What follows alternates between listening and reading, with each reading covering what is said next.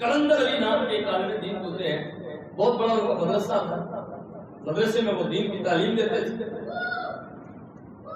تو دین کی تعلیم دیتے ہوئے ان کے پاس مختلف قسم کے اسٹوڈنٹ، مختلف قسم کے شاگرد تھے۔ ان کے شاگردوں میں ایک سید بھی ان کے شاگرد تھے، ایک سید بچہ بھی ان کے پاس پڑھتا تھا۔ ایک دن وہ سارے طلباء سے سبق سن رہے ہیں، تو وہ جو سید طالب علم تھا اسے سبق یاد نہیں، استاد کو غصہ آ گیا، غصے میں تھپڑ مار دیا۔ اچھا یہ اتنے پائے کے عالم دین تھے کلندر علی صاحب کہ ان کو ہر رات حضور کا دیدار ہوتا، ہر رات حضور کی زیارت کرتے تھے۔ اب وہ کہتے ہیں کہ جب اس سید طالب علم کو تھپڑ مارا تو اس کے بعد زیارت بند ہو گئی، حضور نے دیدار کروانا چھوڑ دیا، زیارت بند ہو گئی۔ اور جسے رخ یار کی زیارت کا شوق نصیب ہوا ہو، جسے وہ چہرہ دیکھنا نصیب ہوا ہو، اسے نظر نہ آئے تو پھر وہ بڑا بے چین رکھتا ہے۔ کلندر علی صاحب کہنے لگے میں نے دیکھا کہ حضور کی زیارت ہوتی ہے لیکن اب حضور کی زیارت نہیں ہوتی، اب حضور کا رخ اندر نظر نہیں آ رہا۔ میرے ذہن کے اندر خیال آیا کلندر علی کون سی غلطی ہوئی ہے، اتنا عرصہ ہو گیا ہے ہر رات حضور دیدار کرواتے ہیں، آج کون سا ایسا کام کر دیا ہے کہ تجھے زیارت ہونا بند ہو گئی۔ پھر ذہن کے اندر خیال آیا کہ وہ چھوٹے سے ایک طالب علم جو سید ہے اس کے منہ پر تو نے تمانچہ مارا تھا، تھپڑ مارا تھا، لگتا ہے کہ اس کی سزا تجھے یہ ملی ہے کہ تجھے حضور کی زیارت ہونا بند ہو گئی ہے۔ کہتے ہیں میں رات کے اسی پیر اٹھا، اس سید کے پاس گیا، اس کے قدموں پہ ہاتھ رکھا، چھوٹا سا بچہ ہے، کہنے لگے میں نے اس کے قدموں پہ ہاتھ رکھا، میں نے کہا بیٹا مجھے معاف کر دے۔ اس نے کہا استاد جی کس چیز کی معافی مانگ رہے ہیں؟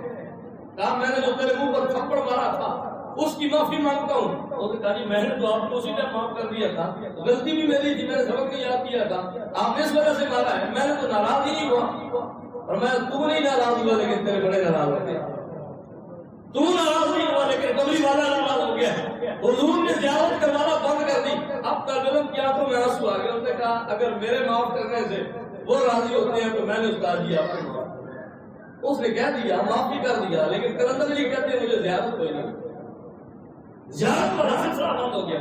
کہنے لگے میں نے مختلف علماء سے رابطہ کیا، بھئی یہ بات اگر میں اسی حال میں مر جاتا ہوں پھر تو سمجھو کہ میری دنیا بھی تباہ ہے، آخرت بھی تباہ، حضور ناراض ہے، اور بات بننی ہی حضور کے قدموں سے۔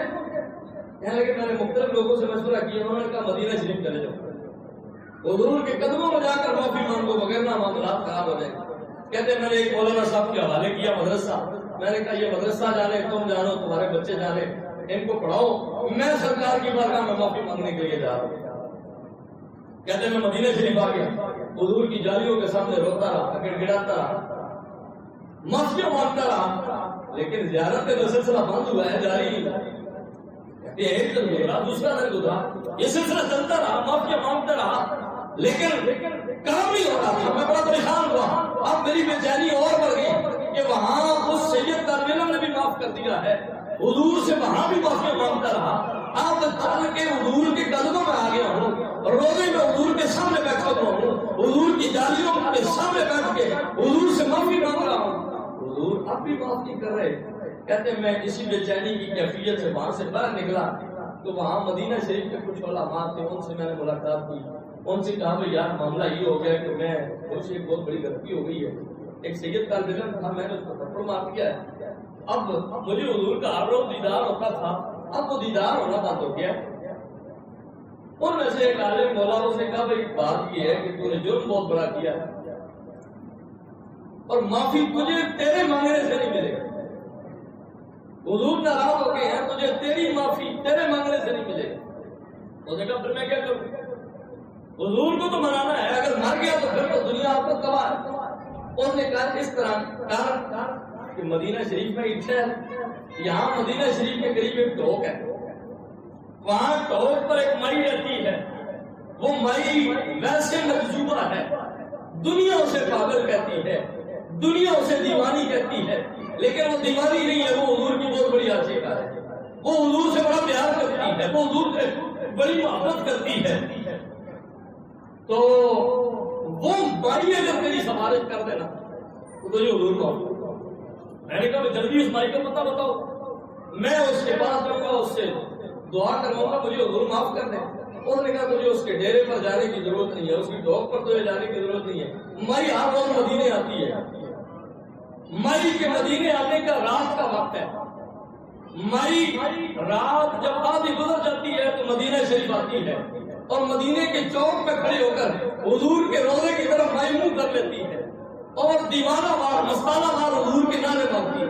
اور میں جب مائی آئے نا حضور کے نعرے مارنا شروع کرے، حضور کے روضے کے سامنے کھڑی ہو، تو نے مائی کے قدموں میں گر جانا ہے، تیری بات نہیں سنے گی، تیری بات کو ٹھکرا دے گی، تجھے مارے گی، تجھے پیچھے پھٹکار دے گی، لیکن وہ جو مرضی کرتی رہے تو نے اس کے قدموں سے اٹھنا نہیں ہے جب تک معافی نہ کرے۔ میں نے کہا میں مر جاؤں گا اس کے قدموں سے نہیں اٹھوں گا۔ کہتے ہیں جی وہ مولانا صاحب انتظار کرنے لگے، کہتے ہیں میں نے عشاء کی نماز پڑھی، درود پڑھ رہا ہوں اور کھڑا اس انتظار میں ہوں کہ کب مائی آئے اور میری بات کرے۔ اب کہتے ہیں کہ رات کا پچھلا پہر جب آیا، آدھی رات گزر گئی تو مدینے کی ایک طرف سے، ویسے کلمہ مسرا کا ہے، امر کی ہے، ایک طرف سے نعروں کی آواز ہے، حضور کے نام کے نعرے لگاتا ہوا کوئی مستانہ آ رہا ہے۔ میں سمجھ گیا کہ دیوانی آ رہی ہے، وہ مجوبہ آ رہی ہے۔ کہتے ہیں اتنے میں وہ مدینے کے چوک میں آ گئی، چوک میں آ کر اس نے حضور کے روضے کی طرف منہ کیا اور یا رسول اللہ کے نعرے لگا رہی ہے، حضور کا نام لے رہی ہے، مستانہ وار حضور کا ذکر کر رہی ہے۔ کہتے ہیں میں دوڑتا ہوا آیا، مائی کے قدموں میں گر گیا، اپنی دستار مائی کے قدموں میں رکھ لی اور مائی کو کہنے لگا مائی مجھ سے بہت بڑی غلطی ہو گئی ہے اور حضور ناراض ہو گئے ہیں، مائی کچھ دعا کر کے حضور معاف کر دے۔ کہنے لگا مائی نے مجھے تھپڑ مارا، میں وہ جہاں دور جا کے گرا اور مجھے اس عالم نے بتایا تھا کہ مائی مارے گی بڑا، لیکن تو نے پیچھے نہیں ہٹنا۔ اس نے تھپڑ مارا، میں پیچھے گر گیا، میں پھر دوڑتا ہوا آیا، پھر قدموں پہ ہاتھ رکھ دیے۔ میں نے کہا مائی تو میری جان لے لے مار مار کے، لیکن تو حضور سے دعا کرے گی اللہ تعالیٰ مجھے معاف۔ مائی کہنے لگی میں کچھ بھی نہیں کر سکتی، تو بہت بڑا گنہگار ہے، تو نے بہت بڑا جرم کیا، میں کچھ نہیں کر سکتی۔ میں نے کہا جی میں بڑا پکا پتا پوچھ کے آیا ہوں، میں بڑے خاک چھان کے آیا ہوں اور مجھے بڑے پکے بندے نے بتایا ہے کہ اگر تو کہے گی تو حضور معاف کر دے۔ کہنے لگا اس مائی نے ڈنڈا اٹھایا ہوا تھا بڑا، بہت بڑا، اس نے مجھے مارنا شروع کر دیا، نہ آؤ دیکھا نہ تو دیکھا، جہاں لگتی تھی وہ مارتی جاتی۔